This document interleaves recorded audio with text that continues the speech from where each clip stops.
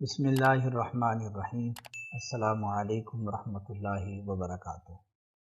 आज इंशाअल्लाह अज़ीज़ हम दरस फ़ारसी में किताब फ़ारसी का सबक नंबर 9 पढ़ेंगे और आज के सबक के अंदर हम मुरक्कब तौसीफ़ी की तारीफ़ और उसके क़वाइद जानेंगे। तो पहले हम मुरक्कब तौसीफ़ी की तारीफ़ देखते हैं। मुरक्कब तौसीफ़ी की तारीफ़ की गई है कि मुरक्कब तौसीफ़ी वो मुरक्कब है जो मौसूफ़ और सिफ़त को मिलाकर बनाया गया हो, यानी दो इसमों से मिलकर ये मुरक्कब बनता है। उनमें से एक इसम मौसूफ़ है और दूसरा इसम सिफ़त है। तो मौसूफ़ और सिफ़त को मिलाने से जो मुरक्कब बनता है उस मुरक्कब को मुरक्कब तौसीफ़ी कहा जाता है। अब दो चीज़ें हमने समझनी हैं कि मौसूफ़ किसे कहते हैं और सिफ़त किसको कहा जाता है, इन दोनों का जानना, क्योंकि इनके ऊपर मुरक्कब तौसीफ़ी की तारीफ़ मौकूफ़ है। तो मौसूफ़ की तारीफ़ की है कि मौसूफ़ वो इसम है जिसके साथ एक और इसम हो जो उसकी किसी खसलत या हालत व कैफियत को ज़ाहिर करता हो। यानी एक इसम है, उस इसम के साथ एक दूसरा इसम है और ये दूसरा इसम पहले इसम की किसी खसलत को बयान करता है या उसकी हालत और कैफियत को बयान करता है। तो जिस इसम की हालत और कैफियत को बयान किया जाए वो मौसूफ़ है और जो हालत बयान करने वाला है उसको सिफ़त कहा जाता है। जिस तरह के इसकी मिसाल दी है मुसन्निफ़ ने, आबे पाक। आबे पाक, तो इसमें देखें आबे पाक में ये आब ये एक इसम है और इस इसम के साथ एक दूसरा इसम है और ये जो दूसरा इसम है ये पहले इसम की हालत को बयान करता है कि पहला जो इसम है उसकी हालत क्या है, यानी कि वो पाक है।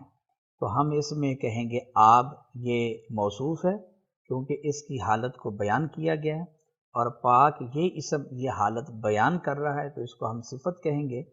तो ये मौसूफ़ आब मौसूफ़ है और पाक ये सिफ़त है और मौसूफ़ सिफ़त से मिलकर ये जो मुरक्कब बना है ये मुरक्कब मुरक्कब तौसीफ़ी कहलाता है। इसी तरह मसलन मिसाल के तौर पर संदलीय स्याह।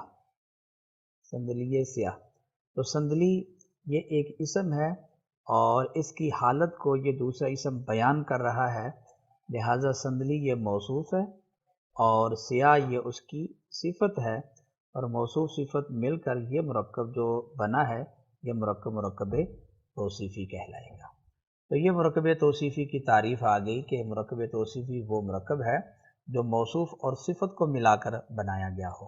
मौसूफ़ वो इसम होता है कि जिसके साथ एक दूसरा इसम हो और वो दूसरा इसम पहले इसम की खसल को, हालत या कैफियत को बयान करे।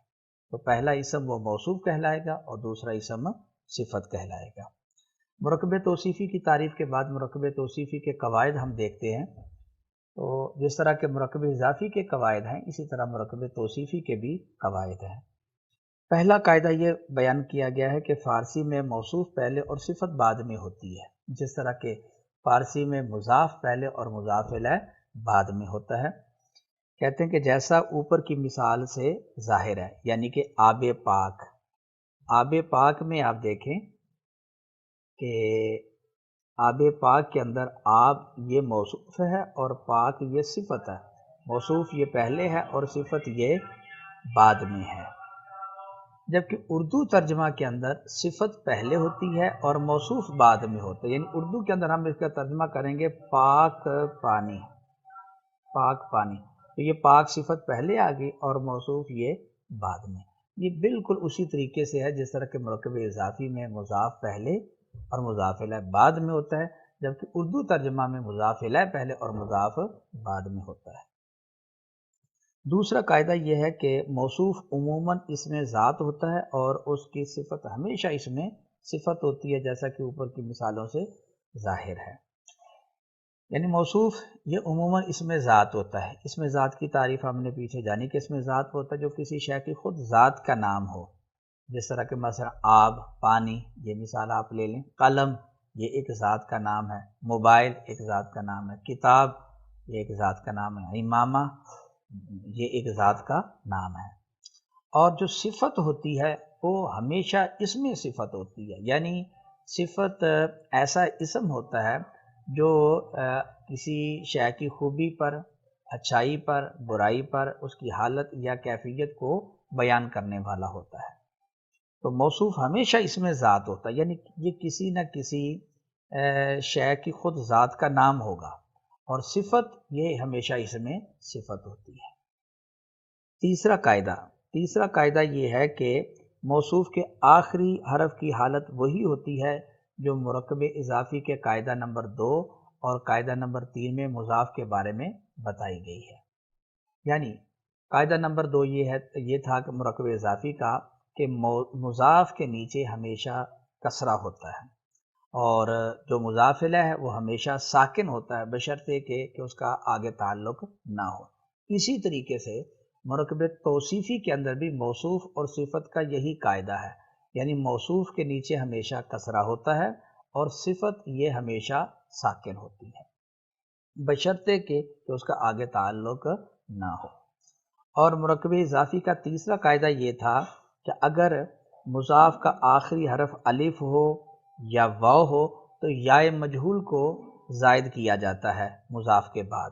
اسی طریقے سے مرکب توصیفی کے اندر بھی اگر موصوف کا آخری حرف الف ہو یا واو ہو تو موصوف کے بعد یا مجہول کو زائد کیا جائے گا، جس طرح کہ دانائے پیر، دانا یہ موصوف ہے اور اس کا آخری حرف الف ہے، تو اس لیے اس کے بعد یا مجہول کو زائد کیا گیا۔ چاقو یہ موصوف ہے، اس کا آخری حرف واو ہے، تو اس لیے اس کے بعد یا مجہول کو زائد کیا گیا۔ اور اسی طرح اگر جس طرح کے مرکب اضافی کے اندر مضاف کا آخری حرف اگر ہائے مختفی ہو یا ہو تو وہاں حمزہ مکسور زائد کیا جاتا ہے، اسی طرح مرکب اضافی کے توصیفی کے اندر بھی اگر موصوف کا آخری حرف ہائے مختفی ہو یا ہو تو حمزہ مکسور کو زائد کیا جاتا ہے۔ اسی لیے ہم پڑھیں گے بندہ، بندائے نیک، اور سندلیے سیاہ۔ آگے کہتے ہیں اور صفت کا آخری حرف مضاف الیہ کی طرح ساکن ہوتا ہے، جیسا کہ اوپر کی مثالوں سے ظاہر ہے، یعنی کہ صفت کا آخری حرف مضاف الیہ کی طرح ساکن ہوتا ہے، لیکن اس میں بھی وہی شرط ہے بشرطے کہ اس کا آگے تعلق نہ ہو۔ تو یہ تھا ہمارا آج کا سبق۔ آج کے سبق کے اندر ہم نے مرکب توصیفی کی تعریف جانی کہ مرکب توصیفی وہ مرکب ہے جو موصوف اور صفت کو ملا کر بنایا گیا ہو۔ موصوف عموماً اسم ذات اور صفت ہمیشہ اسم صفت ہوتی ہے۔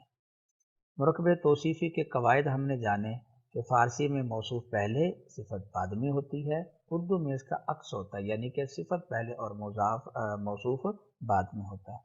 دوسرا قاعدہ یہ ہے کہ موصوف عموماً اسم ذات جبکہ صفت ہمیشہ اسم صفت ہوتی ہے۔ تیسرا قاعدہ یہ ہے کہ موصوف کے آخری حرف کی حالت اور حرکت وہی ہوتی ہے جو مرکب اضافی کے اندر مضاف کی ہوتی ہے، اور جو مرکب اضافی کے اندر ہم نے قاعدہ نمبر 2 اور قاعدہ نمبر 3 کے اندر مضاف کی آخری حرکت کے بارے میں جانا ہے، مرکب توصیفی کے اندر موصوف کی بھی وہی حرکت ہوتی ہے۔ جبکہ جو صفت ہے یہ صفت ساکن ہوتی ہے بشرطے کہ اس کا آگے تعلق نہ ہو۔ اللہ کریم کی بارگاہ میں دعا ہے کہ اللہ تعالی ہمیں علم نافع، عمل صالح اور اخلاص عطا فرمائے۔ آمین۔ السلام علیکم ورحمۃ اللہ وبرکاتہ۔